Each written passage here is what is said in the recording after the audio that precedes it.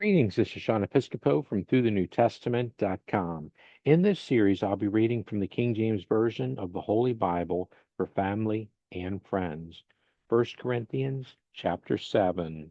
Now concerning the things whereof you wrote unto me, it is good for a man not to touch a woman. Nevertheless, to avoid fornication, let every man have his own wife, and let every woman have her own husband. Let the husband render unto the wife due benevolence, and likewise also the wife unto the husband. The wife hath not power of her own body, but the husband, and likewise also the husband hath not power of his own body, but the wife. Defraud ye not one the other, except it be with consent for a time, that ye may give yourselves to fasting and prayer, and come together again, that Satan tempt you not for your incontinency. But I speak this by permission, and not of commandment. For I would that all men were even as I myself, but every man hath his proper gift of God, one after this manner, and another after that. I say therefore to the unmarried and widows, it is good for them if they abide even as I. But if they cannot contain, let them marry, for it is better to marry than to burn. And unto the married I command, yet not I, but the Lord, let not the wife depart from her husband. But and if she depart, let her remain unmarried, or be reconciled to her husband. And let not the husband put away his wife. But to the rest speak I, not the Lord. If any brother hath a wife that believeth not, and she be pleased to dwell with him, let him not put her away. And the woman which hath an husband that believeth not, and if he be pleased to dwell with her, let her not leave him. For the unbelieving husband is sanctified by the wife, and the unbelieving wife is sanctified by the husband. Else were your children unclean, but now are they holy. But if the unbelieving depart, let him depart. A brother or a sister is not under bondage in such cases, but God hath called us to peace. For what knowest thou, O wife, whether thou shalt save thy husband? Or how knowest thou, O man, whether thou shalt save thy wife? But as God hath distributed every man, as the Lord hath called every one, so let him walk, and so ordain I in all the churches. Is any man called being circumcised? Let him not become uncircumcised. Is any called in uncircumcision? Let him not be circumcised. Circumcision is nothing, and uncircumcision is nothing, but the keeping of the commandments of God. Let every man abide in the same calling wherein he was called. Art thou called being a servant? Care not for it. But if thou mayest be made free, use it rather. For he that is called in the Lord being a servant is the Lord's free man.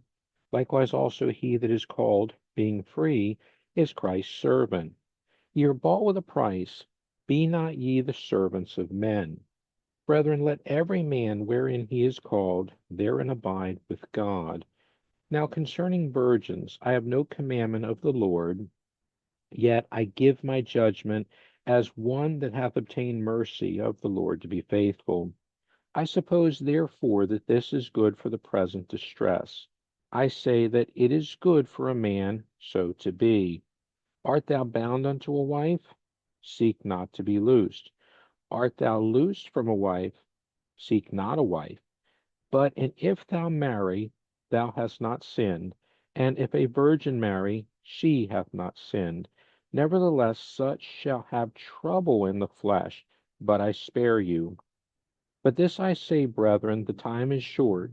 It remaineth that both they that have wives be as though they had none, and they that weep as though they wept not, and they that rejoice as though they rejoice not, and they that buy as though they possess not, and they that use this world as not abusing it, for the fashion of this world passeth away. But I would have you without carefulness. He that is unmarried careth for the things that belong to the Lord, how he may please the Lord. But he that is married careth for the things that are of the world, how he may please his wife. There is a difference also between a wife and a virgin. The unmarried woman careth for the things of the Lord, that she may be holy both in body and in spirit. But she that is married careth for the things of the world, how she may please her husband. And this I speak for your own profit, not that I may cast a snare upon you, but for that which is comely, and that ye may attend upon the Lord without distraction.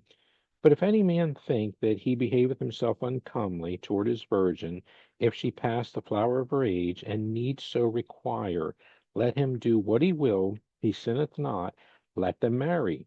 Nevertheless, he that standeth steadfast in his heart, having no necessity, but hath power over his own will, and hath so decreed in his heart that he will keep his virgin, doeth well.